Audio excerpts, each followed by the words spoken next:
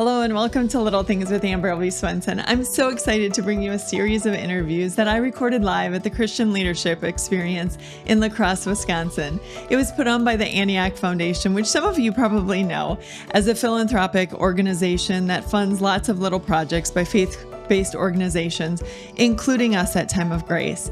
My first guest is one that you are very familiar with. He is Pastor Mike Novotny, lead speaker at Time of Grace, and fan favorite. Every time he records an episode of Little Things, it ends up being the most listened to episode of the year. I caught up with him to talk about his breakout that he did at the Christian Leadership Experience that was called Sneaky Lies Christians Believe. I hope you enjoy it. Hey, it's Amber, wife, mother, type A child of God. Here at Little Things, we look at everyday issues from a biblical perspective with one simple goal: to know and love God more. Thanks for listening.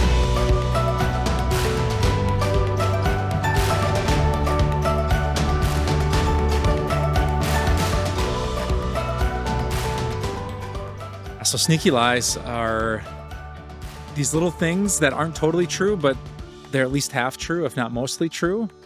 And in fact, they're so true that they're easy to believe. Yeah. So when you hear people say things like, you got to fake it till you make it, there's something really true about that, but there's something really dangerous if you actually stop back and think about the statement. Well, why? That's how I live my life. What are you saying exactly? No, but really explain that. Yeah. On the true sense, there are times, let's say when we have to record a podcast, right, or man, you got to go to work, or I got to preach a sermon where I might not be feeling it, but it's not my counseling therapy session. So I got to put that aside. I got to get the job done. Yep. Sometimes curtain comes up, fake it till you make it, the show must go on. Right. But if that goes too far and we fake it too often, actually, just at this conference, there was a woman who said, Pastor Mike, you have preached two of my favorite sermons that I've ever heard. Here was the first one. The second one was the one where you said you should really tell another Christian the biggest thing you struggle with. And I haven't done that yet. Share your scary is what you said. Yeah. And she had heard this years ago, but fake it till you make it had become so ingrained in her that I can't not fake that. I can't really talk about that. Right. So there's times when, you got to grind it out. But if that becomes your whole lifestyle, you become, I think, like the average Christian who doesn't have people they can confide in, doesn't have accountability, doesn't have grace for people to encourage them with their biggest struggles. I think about how to, for especially people in ministry, if you let your own personal Bible study go, you can let it go for a little bit and you can just sort of go through the motions. Yeah. You do that too long and you're going to see major consequences. For sure. I remember hearing, I was at a conference actually, and one of the keynotes was a district president who said when there were problems with churches, you've been there, that 9 times out of 10 when he approaches the pastor, he's like, first question, how's your personal Bible study? And they're like, oh man, I've been so busy. I haven't, so that whole idea that, we can get these lies that we tell ourselves, like it won't matter. For sure. I should be able to get through this without putting in the time all the time. It's kind of biting us. Yeah. And there are so many of those. You ever heard someone say, well, you can sleep when you're dead? Yes. Well, yeah. Sometimes you got to burn the midnight oil. And then that's what really dumb people do who crash and burn. Right. Or some of the things I've presented on today. Happy wife, happy life. Boys will be boys. What goes around comes around. Yeah. Like the devil is the father of lies and he's a master deceiver. And he knows that if he just came with something ridiculous, we'd reject it. But if he puts enough truth in it, we'll believe it and then reap the consequences later. So let's put some meat on the bones. Let's go through the boys will be boys. What's the problem with that? Because, and you even brought it out. To some extent, boys are boys, right? So this is true. Yeah, it's a sensitive conversation. And just, if someone's listening, there are stereotypical differences that are not always true, but they're often true. So I think maybe one of the dangers in modern American culture is that we want to treat everyone with such equality. We don't want to pigeonhole someone because we don't want to say every woman is like this or every guy is like this, that we kind of avoid where if you look at the data, there is like a super, super majority of things that tend to happen to men or tend to happen to women. So boys are boys.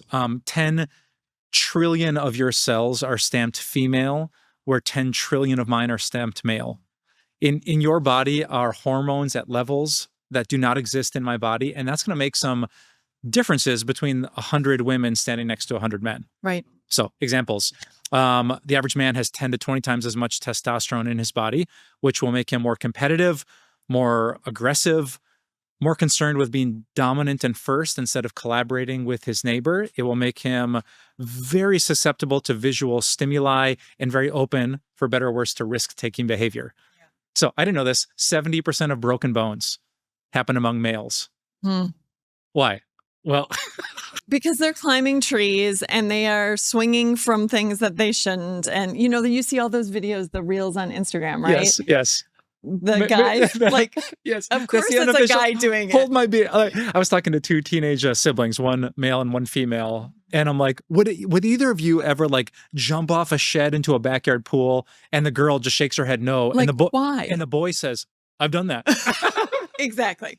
Yeah. So there's a thing that there is a difference. I think the danger where the devil sneaks in is, because boys can practice risk-taking behavior, because boys are 85% of the audience of pornography, that we start to excuse things that grieve the heart of God. So if I'm looking at porn and I say to my wife, well, I'm a guy. Yeah. No, Jesus said, if your eye causes you to sin, gouge it out, because it is such a grievous sin to look lustfully at a woman. So I think kind of where I've landed at this, I'm really working on this personally, is that I can expect certain behaviors from certain people. I shouldn't be shocked if a guy comes in my office and is struggling with fill in the blank stereotype. I'm not going to be shocked that when my wife comes home from work, she's going to have a huge struggle with not using her words to talk about all the details, and it becomes, crosses the line from venting into gossip and slander. I'm not going to be shocked when older Christians struggle with stubbornness and grouchiness and grumpiness. I'm not going to be shocked when young people are naive or overly optimistic or think they have all the answers to everything. I think if I'm honest enough, there's stereotypical sins in certain demographics. And if I remember that, it's going to make me more patient, more empathetic, and more ready to address the real issue as God's word does. I love the little tagline that you gave us. Expect it, but don't excuse it. Yeah, that's it. That's going to stick with me, that there are differences and there's a reason that generalizations are used, right? Yes. There's a reason that most women like to shop, or, Sure. They get their high from shopping, whereas you drag a man, you can pick the man out in the crowd who's like, why am I here going to the fourth store, Yeah, for sure. But so we can expect these generalizations and we can see that there are some truths in there, but don't use the sinful part of them to excuse behavior. Yeah, I mean, the Bible in Colossians 3, I think, says put sin to death. So the Bible is not like, well, what are you going to do? You're just an old guy who's grumpy, or I shared in the breakout. I mean, for me, this is personal because when I was neck deep in my addiction to pornography, Kim was the perfect example of expect but don't excuse. So she never made light of it. She never said it was okay. She never said, well, whatever you got to do.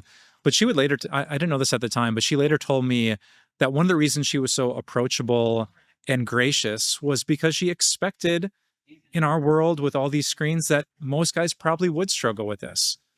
And even though she couldn't relate to it, my wife to this day has never seen pornography once in her whole life. Yeah. But you would think she'd be super judgmental. Like, why would you do this? This is gross and this doesn't interest me. But she was understanding of the stereotypical difference, and it made her such a great ally and support as I was trying to get on a good path. That's so huge. And I know we talked about it with the bringing your marriage from a C marriage to an A marriage, but expectations can make or break you. And I love the fact that we can expect our Christian brothers and sisters to be Christians, but we can also expect them to be human. Yes. And oh my goodness. Yes. That is a key to marriage happiness right there. Yes. Is you can expect your spouse to sin against you in some way, shape, or form. That's great. And then it might not so knock you off your feet when it happens. That's great. That's great. I've heard, have you ever seen this at a wedding? Like, I want you to look at each other, like the pastor might say, you are looking at the person who will sin against you more in your life than your worst enemy. So don't be, oh, how could you? I thought you loved me. Or when people, I thought this was a Christian school. Right. Well, yeah. So I think there's that nice biblical middle ground where I'm never going to make light of sin, but let's all take a deep breath and not be Pharisees to think, oh, how could you? Well, for the same reason that you do, There's certain temptations that are personal to each of us. Yep. And let's not be shocked when they show up. And I think even as parents, man, that would have helped my parenting journey so much if I did more of that as my kids, especially your older one gets into their teenage years. Yeah. If you could expect that you're going to have some of these bumps, Yep. you know, instead of it catching you so off guard. That's good. All right. Happy wife, happy life. I don't see a problem with that. I think that's in Exodus, right? Or is it Leviticus? If you don't make your wife happy, you shall go to jail. It's in 3rd I'm pretty Corinthians. Sure. It's in, yeah, it's there somewhere, I'm sure. Let me do a little digging. All right. Talk to us about that. You know, I really wrestled with that statement. You hear it at weddings. You know, you get that old couple that's been married the longest, and the DJ gives them a mic and asks for their advice. And very often it's a man saying when his priority is to make his wife happy, the home ends up great. And I actually think, I'm going to make up a stat, I think 98% of the time that's absolutely true. I think where things go south is when a man gets passive or selfish, when he's so concerned about what he wants and his hobbies. I can't think of a husband that I know who is devoted to making his wife happy that doesn't have a great marriage. So what's the problem? You're basically saying happy wife, happy life. Is that, am I hearing this wrong? And that's all the time we have for today on Little Things. That's where we're quit. We're done. Yeah, I would say that could be dangerous if a man forgets that as the head of his household, sometimes he has to confront his wife. Sometimes he has to say, I love you, I hear you. But no, he has to be the one to lead bold and courageous conversations. So if the only thing on his agenda is her happiness, sometimes a man's job is to make his wife sad by dragging into the light some of her bad habits or tendencies that are sabotaging the family. Or how about this? How about if a man is so stuck on having a happy marriage that he forgets that their goal is to serve the Lord and glorify them. Like, I'll take you to Hawaii. Yeah, of course I'll take you. That will make her happy. I'm going to have a great trip. Yeah. Or we could go on a road trip and give money to the Lord. Yeah. You know, like if that's your only motivating factor. Yeah. Yeah. Like make her happy and then I have this great life, but we're totally missing opportunities to serve the Lord together. That's an awesome point. So Mike, what would be the equivalent of happy wife, happy life if we were to put it in the mail? Yeah, we typed this into ChatGPT and there were a bunch of them. I'll do the best ones to the worst ones. Happy man, that's the plan. There was satisfied guy, love won't die. Or my favorite, this is the worst. It is the worst. Happy hubby. Your love ain't grubby. We're going to get t-shirts. Would Little Things, would you like to? I'll wear the t-shirt. I think, would you just? As long as it's in a good color. Yeah, I mean, but isn't that ridiculous? Like if it was so, can you imagine at like a wedding toast of saying, everybody, just remember that old wisdom, happy man, that's the plan. I mean, there would be daggers. Yes. You would get booed. Actually, it's funny that you say that because there is that, like you said, it's so prevalent to say happy wife, happy life, but you turn that around and you're going to throw hands. A kernel of truth and a nice rhyme makes something so believable. Yeah, for sure. And I think too, well, I don't think the average woman that I've met wants like a dominant, I'll take care of this man. I don't know many women that are super attracted to a guy who's so passive, like, tell me what to do, dear. Like you're some soft guy who has no initiative or drive, who's just waiting to report for duty. I don't think that's attractive to a woman. You're absolutely right. I think she wants a man who is strong, who is willing to listen, who's empathetic and selfless, but who sometimes says, here's the direction we're going to go. Yeah. If he puts that on her plate, she often has so much on her shoulders already. Well, you come up with the agenda. You tell me what to do. You know, if you've ever been in leadership, you know, one of the best things that the people in your organization can do is to just have a plan of their own. And so I think there's a balance there. And the cool thing I found, so I dug into 4 sections of the New Testament on marriage, Ephesians 5, 1 Peter 3, Colossians 3, and 1 Corinthians 7. And the crazy thing was, if you count the number of verses written to husbands or wives, they are exactly equal. That was really a neat stat. Had you noticed that before? Never. I had noticed in the Ephesians text that it was really weighted to like, here's lots of advice for dudes. And there's a lot of jokes there that I've told about, well, guys, looks like we need more help. But then you read 1 Peter 3, and the women get 6 verses on how to submit, like Sarah did to Abraham, and guys just get 1 really quick verse. So you put it all together, and the Bible is not sexist in either direction. It knows that both of us need a lot of encouragement from the Word, and kind of these trite half-truths, sneaky lies, happy wife, happy life. I like to say holy spouses equal happy houses. Yeah. So let's focus on what the Bible does, and we're probably going to end up in a good biblical spot. Okay, so if sneaky lies get in and they can take away some of our devotion to God, they can kind of mess with our mentality. Yeah. So how do we avoid getting caught up in that? If these sneaky lies are going to cause problems, what's the anecdote? I think you have to sit down with a fellow Christian who isn't part of that demographic. Oh, interesting. So if I sit down with a bunch of dudes and say, boys will be boys, am I right? They're like, yeah, next round's on me. Right. But if I sat down with you, right, and with our producer Nia here and other females say, hey, ladies, boys are boys, right? Like, I'm going to find out real fast. Like, no, that's not quite true. Yeah. I mean, you could sit down with a bunch of husbands and say, happy wife, happy life. Isn't that true? Oh, you're going to read the room real fast. So I think you have to push yourself out of the favored demographic in that situation. And then the collective body of Christ will probably find the truth and then correct the lie. That's awesome. And then, of course, always going to the Word, right? To find the truth. If you are thinking that happy wife, happy life is somewhere in the Bible, just look up husband and wife like you did. Yeah, exactly. And study and find out for yourself. I love it. There's such cool tools out. I've for long used the Bible site, Bible Gateway, where I'll just do word searches and studies. And especially with AI now, it's even easier than ever. So if something strikes you like, is that true? Does God help those who help himself? I mean, you can type in and find the biblical answer faster than ever. So just run it through a couple of grids, whether it's friends, your own personal research, and you'll end up with the truth that will sanctify and set you free. Can I tell you something that might come as a really big surprise to you? You brought up in the boys will be boys section, Titus chapter 2. Yes. And you talked about the older men. What did you say about the older men? What is their tendency? Now, it's a generalization. Yeah. But what did Paul tell Titus? Yeah, Titus 2, Paul actually breaks down into 4 demographics: old men, old women, and young men. And he says, teach the older men to be temperate, to be worthy of respect, and to be sound in faith, love, and endurance.